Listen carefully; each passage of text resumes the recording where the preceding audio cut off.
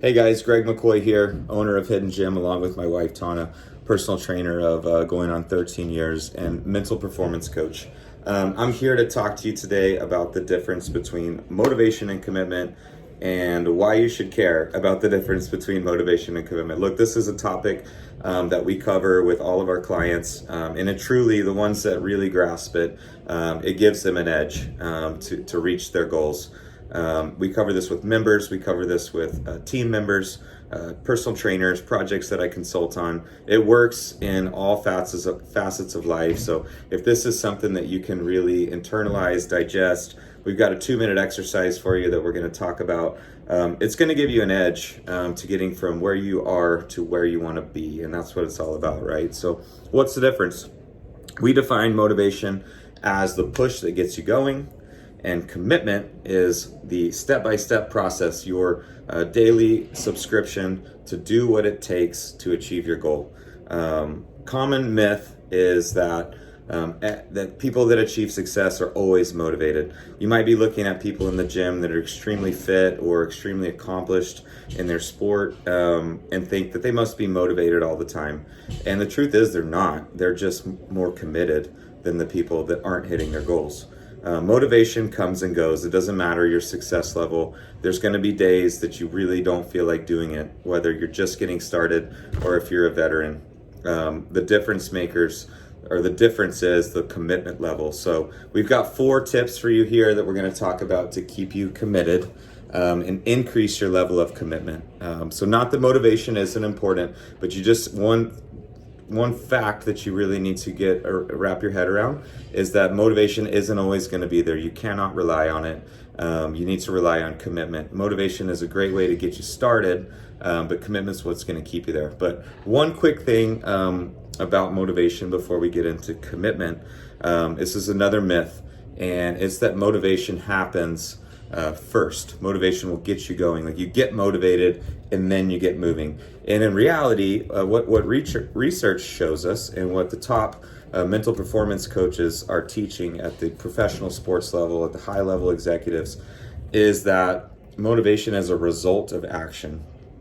So you guys know it. Sometimes the absolute hardest part of getting a good workout in is getting to the gym. If you can commit yourself to drive there, to get into the gym parking lot, to walk through the doors, to do your first set, the motivation will come. And if you can do that and overcome that feeling of not wanting to do it and doing it anyways, your level of motivation is going to be sky high because you're going to have conquered that feeling of I didn't want to do it, but I did it anyways. So motivation comes and goes. You got to get going and sometimes let the motivation come to you. So sometimes you just got to get moving. If you can really motivate yourself to just get started, just like physics, an object in motion stays in motion. It's the same with motivation. So just get to the gym, get through the front door, do your first 2 sets, and I promise the motivation is going to show up like magic. And you're going to know that it's going to show up and you can start to rely on that. So here's a 2-minute exercise for you guys. I love to do this with clients. It's a great topic. It really gets good conversation going. So I want you to think about this. Even better, write it down. That's even better because you're really going to lock it in. But think about a time that you were motivated but not committed. And I want you to write that down or at least think about it. An example. I'll give you an example to kind of help. In January, say that you were motivated to lose 10 pounds. But you weren't committed to eating healthy. You weren't committed to exercising. So what happened? You didn't lose 10 pounds. So that's an example of a time that someone might be motivated but not committed. Now let's talk about the reverse. I want you to think about this, or even better, write it down. Think about a time when you were committed but not motivated. Here's an example I like to use because a lot of people can relate to this. Say, for instance, you're getting a college degree. And in order to get that college degree, you needed to pass a biology class. Now, most people aren't motivated to learn biology. Some of you are. I think that's weird. Just kidding. You aren't necessarily motivated to learn biology, but you're committed to getting a college degree for several reasons. But even if you're not motivated to go to biology, you went to class, you took the test, you at least passed it. because you were committed to that degree. So that's an example of being committed but not motivated. So think about an example in your life or in a scenario that you might be coming into when you were motivated but not committed, and committed but not motivated. So that's a 2-minute exercise for you guys. All right, now 4 ways that you can increase your commitment level. Way number 1, know your powerful why. The more that you can know why it is you want what you want, that is something that you can rely on when times get tough. You can remind yourself why you're doing this. So ask yourself the question, why do you want this goal so bad? And what are the benefits of achieving this goal? Remember, the more that you know the why behind it, the more likely you are to follow through. Tip number 2, have SMART goals. This is kind of cliche, but it's cliche because it works. Vague goals aren't successful. That's been proven. You need SMART goals. You guys probably know the SMART acronym. It's in the blog post if you don't, but it's specific, measurable, attainable, realistic, time-based goals. So you apply the SMART acronym to your goals. Tip number 3, break down long-term goals into what we call microscope goals. So we've got telescope goals and microscope goals. Break down those telescope goals, which are 6 months, 9 months, 12 months, all the way down into weekly, daily, even hourly goals. That's really going to help you into bite-size that goal. So even we're in this together, like whether you've got ambitions of professional bodybuilding or professional sports, or you're just trying to lose 15 pounds of quarantine weight.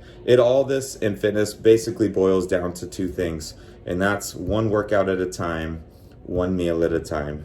If your next meal is on track with your diet, and the meal after that's on track with your diet, and the meal after that, you really only have to win this thing 1 meal at a time.